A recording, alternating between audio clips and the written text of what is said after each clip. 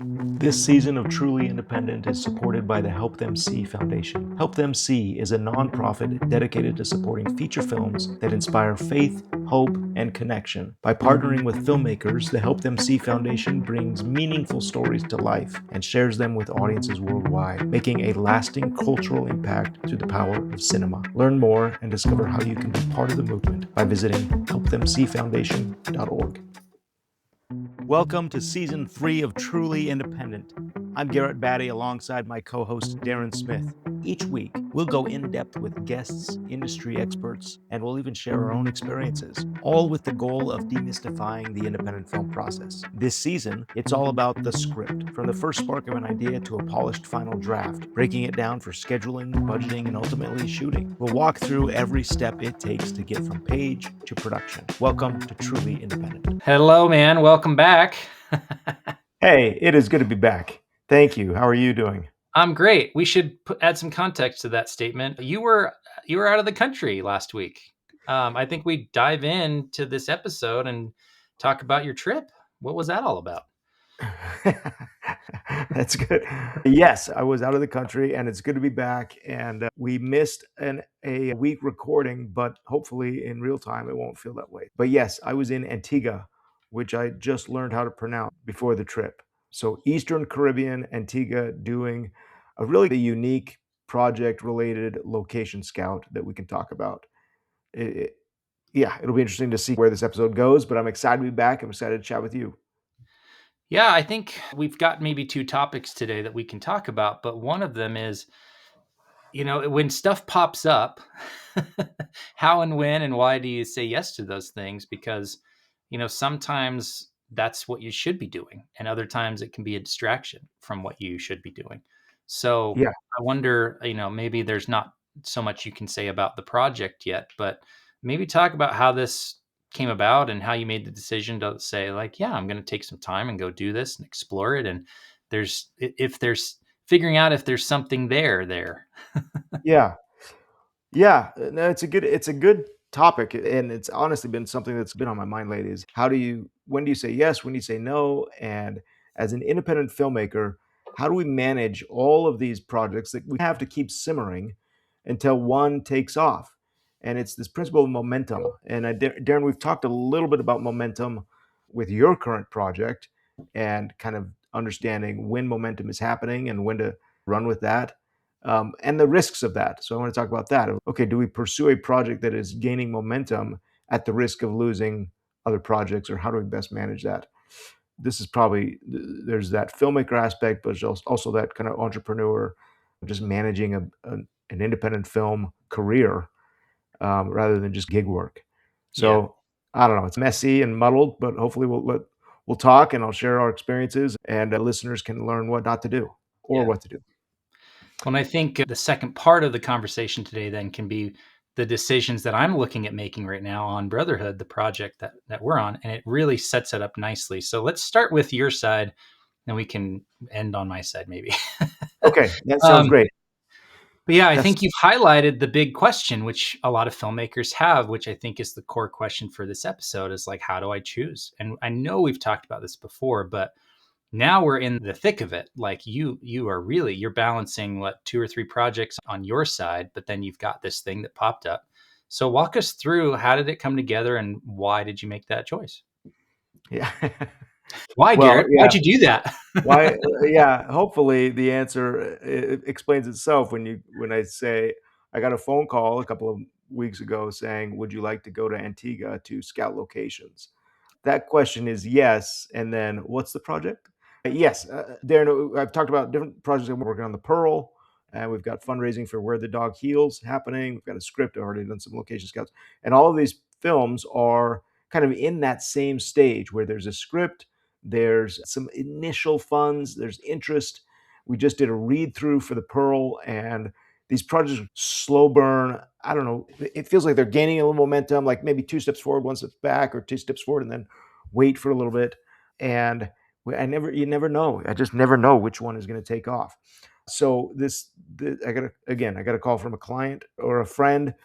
We have yet to do an actual project together. We've talked for years about doing a project together, and he makes tourism videos for Antigua. And he reached out and said, "Hey, I've got a client down there, a very consistent client who would like to look at doing feature films or some sort of narrative storytelling to build the film industry in Antigua. It's a small film industry that there's a lot of interest and a lot of support, and they wanted to know if there would be enough infrastructure and enough resources available to do a film." So with that, I said, "Look, that sounds fantastic. It's worth it for me to explore for a week to go down there." And so that's what we did. So it was part meetings, part location scouting. No specific project at the start of the week, but certainly some great projects by the end of the week. Nice. Should I Was that should I just should I a go on? function? Should I carry on? Well, was that just a function of you walking around and going, "Oh, I could shoot something here. This is an interesting location or interesting place, and there's an interesting feeling here." And then it just sparked your creative juices, and you're like, "Oh, what if we did something like this?" Or did they have some projects in mind, or did you have some projects in mind going in? Like, what happened? So they did not have projects in mind. They knew of my experience of making independent films in the budget range, that $1 to $3 million budget range. When we talked, when they described what they were hoping to do, which is fund some independent films in this coming year to try to build the film industry, I felt like we were aligned on that. And I let them know. I said I do a lot of faith and family films, and they were on board with that. They said that sounds fantastic. Come on down and look at what we're doing down here. So I did feel like there was alignment. Um, with that, in the weeks prior to leaving, I did put together several potential proposals. I had done some research in Antigua. Said, look, well, what are the top 10 tourist attractions? What's the history of Antigua? And I actually met with Jeremy Prusso, who's been a guest of the podcast and dear friend, and said, Jeremy, there's an opportunity here to do a story in Antigua. Do you want to start putting together a script? So Jeremy and I have been brainstorming outlines, and we had two or three outlines of a script that I was able to take down there, or various scripts and stories. Are these pirate themed? Are they treasure themed? Are we doing a rom com? And so as I got down there, we had these kind of in the back of my mind, and didn't share a ton with the potential client, but just I wanted to understand what they wanted and then be prepared to respond to that. Yeah. And so that was very helpful. Yes, getting there, first couple of days were location scouting at several these all-inclusive resorts and the surrounding areas, and lots of fun touristy type activities. And then we started having discussions with what the ability to bring film equipment. What film equipment exists there? Is there a rental house? Is there a G&E facility? Is there a studio? And the answers were frequently no. So it was a matter of saying, okay, what support do we have in bringing that equipment down? And so Yeah. we were doing, in addition to location scouting, it was like logistical scout, and as it was very much producer minded. How do we bring the equipment in that we're going to need, and what sort of accommodations can customs give us or the government? And so our contact was very responsive and very knowledgeable in those areas. And it felt like it wasn't something I could just do over Zoom. It was definitely very helpful to be there, mingling, handing everybody, and kind of establishing the interest, engaging the opportunity, and then coming up with ideas that would align with what they want to do. Yeah, that's awesome. My wife and I were in Portugal last month for a trip, just about 10, 12 days.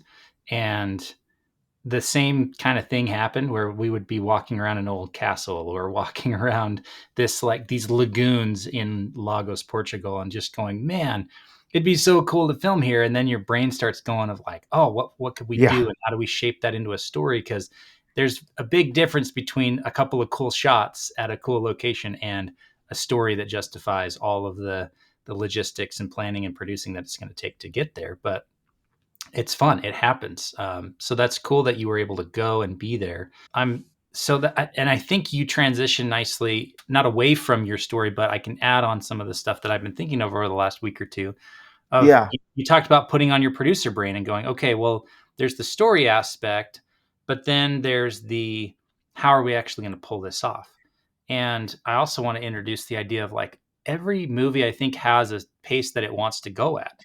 It also has a budget that it wants to be made at. There's just like a natural sweet spot that I found. If I do a budget and it wants to be at 1.5 and we're trying to do it for 750, it's like, okay, well that's not maybe where the movie wants to be, but we're going to do it this way. So we got to make some concessions. We're going to have to trim what the movie wants to be or change or consolidate. Um, and so I love that you brought that up, that even in the location scout, even in the early phases of ideation of a story, that you're thinking about, okay, well, what does this want to be? Is this, it's probably not some $30 million thing with big A-list actors. Like, no, we want to do this on a scale that's manageable and doable because there isn't the infrastructure to do a $30 million movie there. So what I've been thinking about on this movie, and I think to answer or to maybe comment on one of the things you said of like, how do you choose which one? You've got two or three projects in motion. I think the one that has the momentum, that just like to me is a signal that like this is the one. And we've talked about it with Brotherhood. It certainly happened with the last two movies that we did together. Like, you called me and 3-4 months later we were filming. It was like a location scout or a recce, and then 2 months later we're in pre-production, and a month after that we're out filming. It just had that sort of pace to it. And then we came home, and Faith of Angels was interesting because it had that initial momentum. We were going to come off the plane and start filming Faith of Angels Yeah, from the yeah. Carpenter. And then it fell through, and it was like, oh, pump the brakes. Hold on. This is not what this movie wants to be.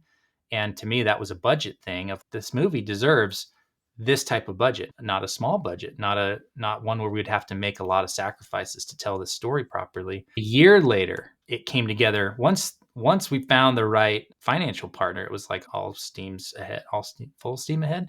Full steam ahead. There it is. Mixing my All metaphors. systems go. The Yes. head. All still, yeah. Yeah, Darren, you're exactly right. And that momentum is invaluable. And I think that um, as a producer, the challenge is like identifying, or a challenge is identifying that momentum, or is this momentum, or is this just self perpetuating hype? Hey, look at what, and I try to be very careful and very conscientious of not, even with them, saying, look, like it's still a challenge to make a movie. So I love that there's enthusiasm and excitement, and hey, we want to do a movie down here. And some locations we'd go to, and they're absolutely beautiful, but I had to continually question and ask myself, look, what is the value of this location, and is it worth the the pain of getting here? To be quite frank, it's an absolutely beautiful place, and there were lots of amazing opportunities. And obviously, as a director, as a storyteller, those ideas start to flow. You go, oh, this is cool. This is cool. And then you start to say, okay, how do we get the crew here? And what crew is here? How big is our crew? And what is the cost of getting a crew down here to stay at these all-inclusive resorts? And that the best use of the funds? And so if you just have to start to balance out things and say, look, I know there's excitement. That's good. But that excitement's going to die real quick once, the first problem comes up. And so you have to say, okay, is there momentum enough to get us beyond these problems, or to solve these problems, or to plow through them, or roll over these problems? And if the answer is yes, then great. And I think we found that with Faith of Angels. That first excitement was, we're going to make a movie. This is great. The potential funder was so excited to make a movie. But then when the challenge of, now we got to make a movie, now you got to write the check. Yeah. He's like, oh, wait a second. So yeah, that's why I like to put those two moments as close together as possible. Oh, you have the excitement, send the money now. Just give it. That no buyer's remorse. But yeah, it's very different to be there at an all-inclusive resort, eating good food all day long and taking your time and exploring and vacationing almost. It's more of a vacation vibe than being on set working 10, 12 hours a day, getting up early, going to bed late, too tired to explore and see and really take it all in. So those are different experiences that, yeah, we don't want to go in thinking it's just going to be like a vacation for a month. It's like, no, it's work. You're still going to be making a movie. Yeah. So you'll be making a movie, and as a producer, you're bringing in crew, and you have to say, look, am I really going to be able to pull this off? If I'm going to bring in professional crew, or even friends that Yeah. that you've worked with 1,000 times before, at the end of the day, you still have to go away from that island or that location, whatever it is, with a film in the can. And to say, hey, we're going to spend 3 weeks shooting in an all inclusive resort is going to be the time of our life. And say, you know what? Okay, we're going to be away from our family. Have to essentially shut down sections of this all inclusive resort for extended periods of time. Are they going to allow that? What are the challenges that are going to accompany telling this story in this beautiful location? Yeah. And if those outweigh if the challenges outweigh the payoffs, then that's a project that maybe gets gets pushed to the back burner. Yeah. Very true. I And the also good want news is that was not the case with this one. This one felt that's very, yeah. So I keep that was good. talking you through it. I love it. I mean, that's what we wanted to talk about was like, that's a cool experience that came because you have this career, because you're known as the guy for this type of thing. And so, yeah, those are the things that you go, okay, well, everything I've done up to this point has made it possible for an opportunity like this to come to me. And so that's something that we should recognize and be grateful for and go, okay, well, I should at least consider this instead of just being like, no, no, no, that's not what I want to do next. It's like, well, man, that's an opportunity that doesn't come every day to every filmmaker. You know, it's a very special, unique kind of request to come out and be considered for that. I was very grateful for that. Yeah, very excited for that opportunity, and yeah, I wanted to make sure that they knew, hey, am I even the right guy? Am I the guy that you want? These are the types of movies that I make, the family friendly, faith genre or family comedy, whatever it is. And if you're building a film industry, there are a million different ways to make a movie, a million different stories out there. Am I the guy you want? And very well. They we in addition to scouring the locations and going to different islands and just seeing all of the potential out there, we did get a chance to talk about different stories that would work for them. So I went down with two or three ideas. While there, we came up with two or three more. And so now it's a matter of engaging what they want. And essentially, this is a project for a client. I'm not coming to them pitching a movie with funding, saying they want to make sure that this represents Antigua well, and represent and is a kickoff to what they want to do. And so, understanding that, we're able to put together some really fun project ideas.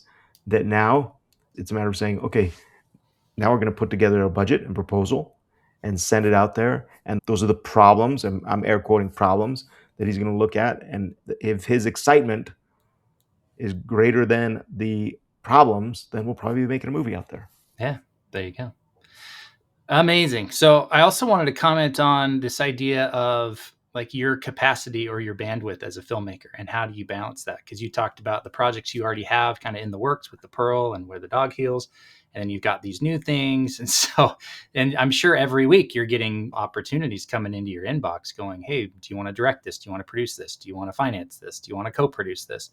So how do you do it? How do you figure out what projects to do based on your capacity? And I think it's important for us to highlight that there's a difference between you and I because we have different capacity, right? I can do multiple projects a year as a producer. And I'll even talk about why the fund structure is structured the way it is to allow me to do multiple movies a year. But if you are a director, your capacity is much lower, meaning the number of projects you can do in a given time frame is lower. If you're a crew member, you can go, and if you're basically engaged from day one of production to day 20 or whatever of production, then you can do whatever 10 movies a year for 20 Yeah, days each, right? And that's a lot of capacity, which means you also need more people that can hire you in a year. If you only have one director that likes you enough to hire you or trusts you enough to hire you or wants to work with you, a director's capacity is very different. Trying to do two movies in a year would be insane. Like one a year is probably really fast. Two a year is more like really good capacity. You've got time to develop it and get the financing in place and then do your development and, you know, start hiring your crew and having time to work through it in a really long pre-production. Then you got a few months of production and then you got post for a few months. Then you're releasing the movie. I mean, that's Faith of Angels was a year and a half, you know, of that. So, and that was kind of single focus for you. I know you had to kind of do other things as well. But for the most part, you weren't working on two movies at a time. You were working on one for that 18 months, if I'm not mistaken. And so you have to think of it in the reality of, okay, what's my actual capacity or bandwidth based on my role?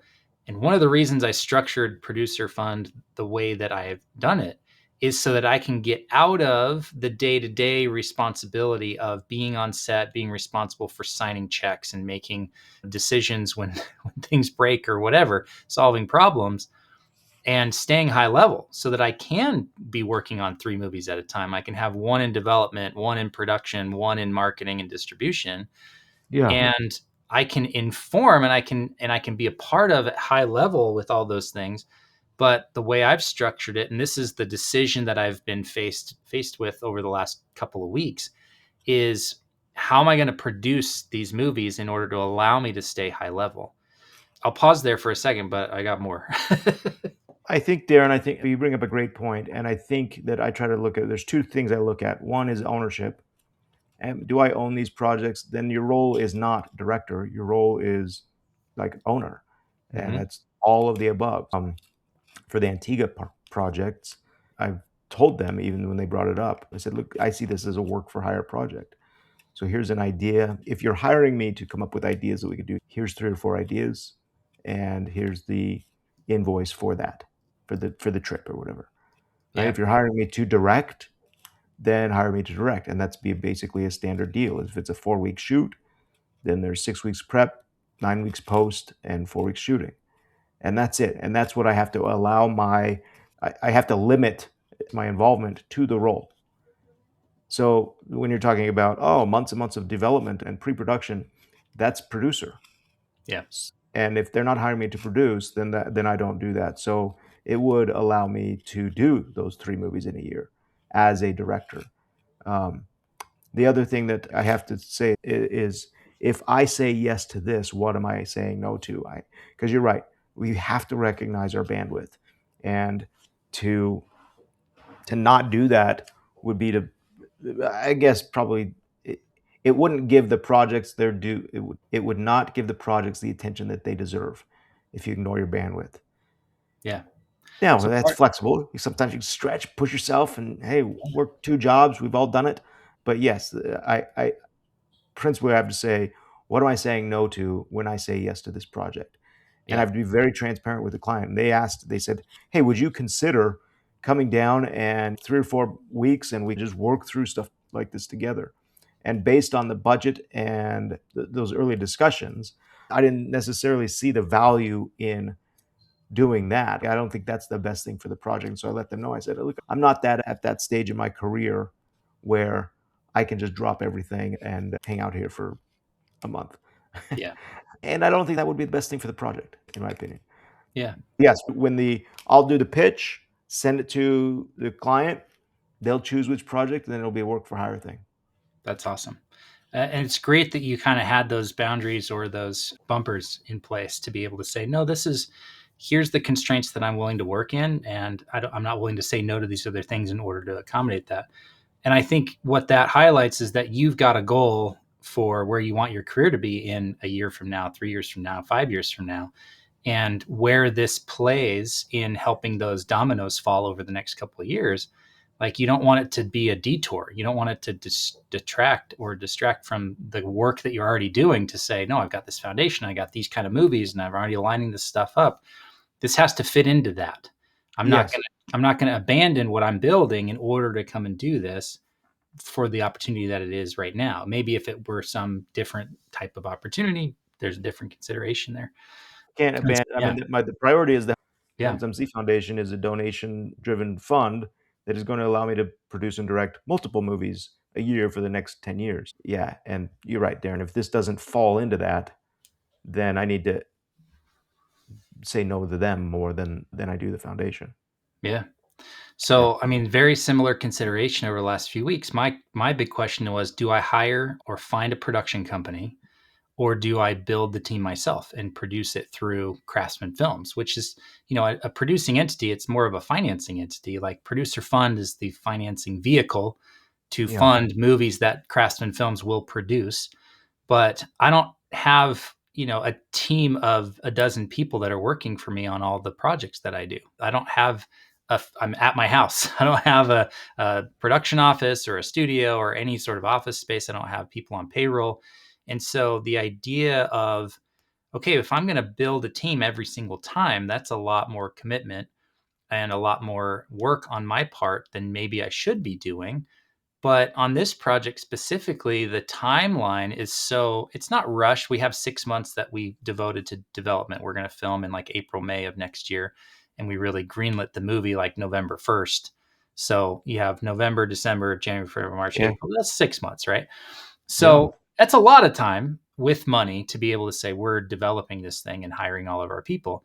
But as Ross was just go talking to very specific people that he wanted to hire for like the key creative roles, the production designer, the cinematographer, choreographer, costume designer, those conversations started in November. And by the end of November, we had all of them getting offers. So I was like, okay, well, that's interesting. Like we've basically built out the creative team. So then what's left is kind of your producing team and all of like the, your G&E team and your locations and your transpo and your production team. And I was like, well, I spent some time in November talking to production companies. I talked with one in New York. I talked to one here in Utah to say, look, I would like the dream scenario is for me to write you one check and say, go make the movie and then come back with the finished movie. And I don't want to hire people. I don't want to set up anything. I don't want to run payroll. Like I want you to do all of that. And the Utah company was too busy around that time, so they passed. I'm still waiting to hear on the New York company. We'll see what they say, but I wasn't pausing my work to wait for an answer for them. We just kept going. And so last week, now that we're into December, I start having conversations with local line producer UPMs that have done musicals before and first ADs and I'm going, okay, by the time I hear back from this New York production company, I'm going to have the whole team built. Then what are they for? So Yeah. Yeah. it kind of answered itself. But that was the question that I was confronting over the last 3 or 4 weeks was like, what's the right path to produce this movie that allows me to stay high level and manage people's money as someone who runs a fund? Because like I've said before, I think on this show, if you're raising money from people, from investors, if you're the person doing that, your number one responsibility is to get a return for your investors, to get them their Yeah. money back with interest. And how lucky we are that we get to do that by making a movie. And the movie is the vehicle that helps us get the main goal, which is getting our investors a return. Why is that the main goal? Because you want them to be happy. You want them to tell all their friends that they had a really good experience. And then we create more film investors, which means we get to make more movies. So it's all very self serving, but you have to make sure that Oh, you get your investors what they want so that you can do what you want, which is make movies. So that's kind of how I've been going through the last few weeks of like this stress. I mean, I've literally been up at night thinking about who else should I be talking to production company wise and who else is out there. And does it make sense to bring an out of state company because that limits the amount of in-state spend with our tax incentive? Like all those things are playing on repeat in my brain at 2 a.m. I mean, like we were saying earlier, every project has a pace that it wants to go at. And I didn't yeah. want to slow down the pace to say, well, wait, we don't have a production company yet. So we just kept going and I just kept talking and talking to people. And I think that's one of the things as a producer you have to be conscious of. What's the network Mm. you have? What leverage do you have? What are you bringing to the table? And you go and you go and you go and keep your options open, but you just keep going. And then I think the path kind of reveals itself as you go. At least that's my experience on this one so far. Yeah. Yeah, it can be scary, Darren, because you have to think, look, the investor is investing. I know they're investing in the fund, but ultimately they're investing in the movie and in you and your ability to get it done. So that's what you're deliberating is like, how do I make sure that I don't impede my ability to get this movie done and still do other movies, like still focus on the fun, not get distracted. And so they're trusting that you will make those decisions for the best interest of the movie, which it sounds like you're navigating carefully.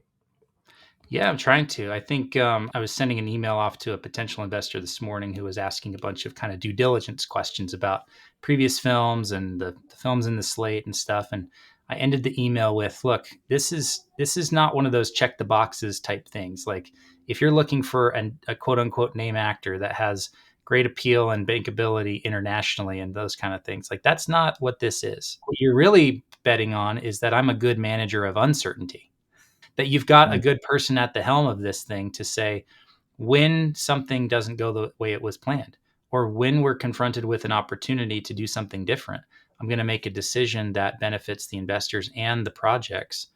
And that's a unique place that I've put myself in. And that's what you're really betting on. You're betting on me as a producer and someone managing a fund and making investment decisions on your behalf in this space.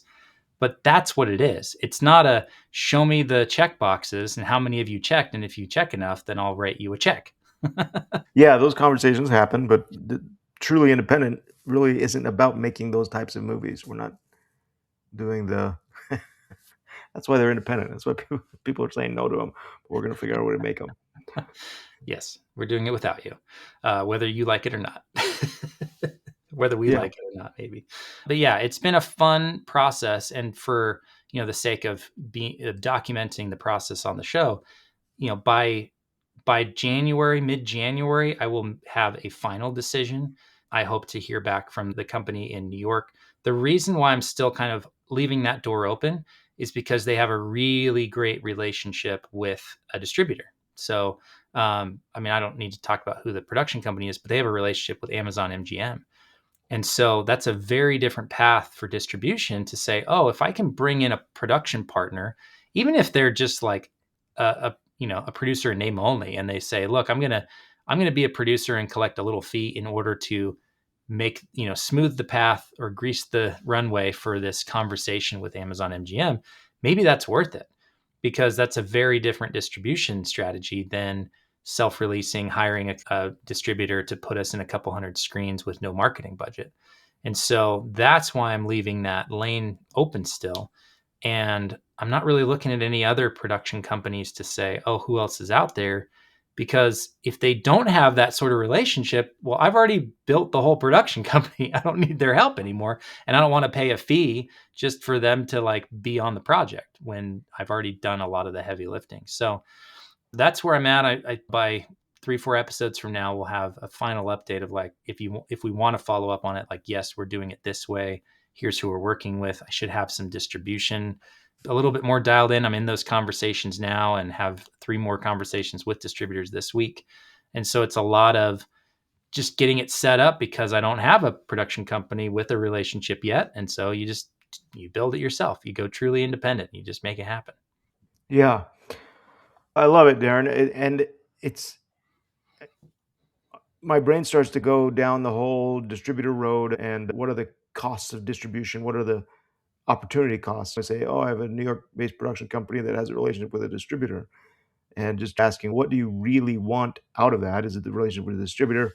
And is there a way to secure that without a production company who's perhaps based on, I'd be curious, and not that we have to solve problems or debate on the episode, but I'd be curious about the value that a New York based production company is bringing other than the relationship with a distributor, and if that really offsets the cost of doing it through them. Yeah. The way But that I've done that mental math is to say, yeah, we're losing out on whatever they're bringing to the table. Maybe they have in-house producer, line producer, UPM, production coordinator, et cetera, right? A production accountant. I think you'd want some of those roles to be local. Your UPM, your production coordinator, you want local people because they have the relationships and know the vendors and know the crew and stuff. So there's maybe a handful of people that they would bring or some infrastructure that they could bring to the table. But they're also going to have a production fee that's associated with it. There may be 1 or 2 owners of the company that are going to want producer or executive producer credits. So you got to be willing to give those and maybe a share of the returns. But if they have relationship with a distributor that can bring $5 million of marketing to the table, that's to me a no-brainer. That's like, oh, okay. Well, then we should definitely have that conversation. And you can structure in your deals like, oh, it's contingent on this. We have to have those conversations and have a distribution deal in place in order for us to hire you as a production company, or however you want to structure it with your legal team, to say, look, I'm not hiring you and adding expense and removing in-state spend for no reason. It's for this relationship. So if you can't deliver the relationship, there's no partnership here. But that's Yeah, how the I'm relationship thinking about and it. the performance, like, because you Yeah. need the performance, right? Yeah. Because the distributor's gonna have casting caveats and things like that, that it sounds like you're already making those deals. Ooh, I'm glad that your brain figures that stuff out. I start Like with a whole that's question. a whole different conversation on casting that we could probably have. But I do think that you have to say as a producer, this is the movie we're making. And if you like it, great, we can talk. And if it's not for you, then also great. Like, we're not making the calculated movie of how do we get 10,000 extra dollars from this territory in international sales 2 years from now? Yeah, Because two yeah, years from now, the list of bankable talent is going to be completely different. So I right. don't play that game. And I've told 3 separate distributors now we're not playing that game. And they said, great, we can't work together. I said, okay, thanks for letting me know. Because that's not the game we're playing. That's not the movie we're making. And Yeah, it's like, okay.